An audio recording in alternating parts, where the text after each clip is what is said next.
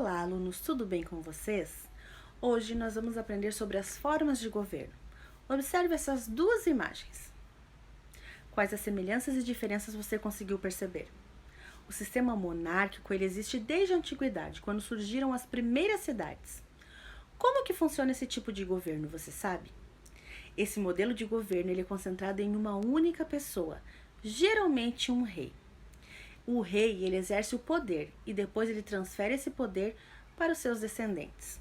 Vamos aprender sobre alguns governos monárquicos. O primeiro que nós vamos aprender é a monarquia teocrática.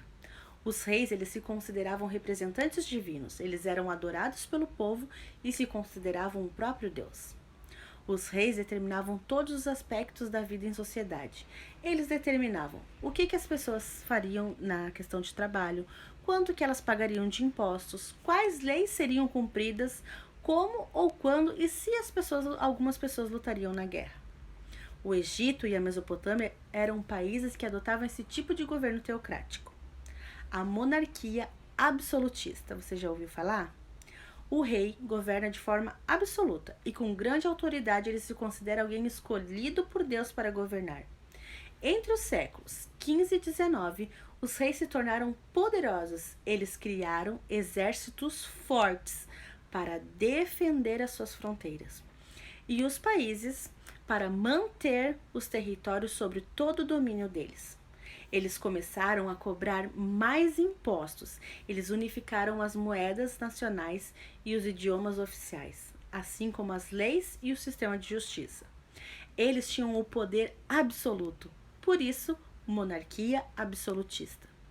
Os reis, eles se consideravam inquestionáveis.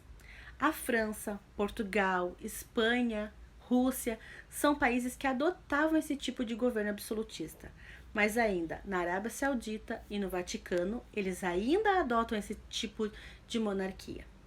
Vamos falar agora sobre a monarquia constitucional. Entre os séculos 18 e 19, os europeus passaram a desafiar o excesso de poder de governantes e começaram a reivindicar a participação na política e na elaboração das leis. Esse movimento deu origem à monarquia constitucional, na qual o rei e a rainha governaram de acordo com a Constituição e não conforme a sua própria vontade. As leis dessa Constituição são elaboradas por um parlamento eleito. Várias nações do mundo atual ainda conservam esse tipo de governo monárquico. O Reino Unido é um país que adota esse tipo de monarquia. E nós vamos falar também sobre alguns países. Os países que ainda adotam esse tipo de sistema é o Reino Unido, Canadá, Japão, Dinamarca, Suécia e muitos outros. Agora, para entender um pouquinho mais, nós vamos para as atividades no livro. Um abraço a todos e até a próxima aula.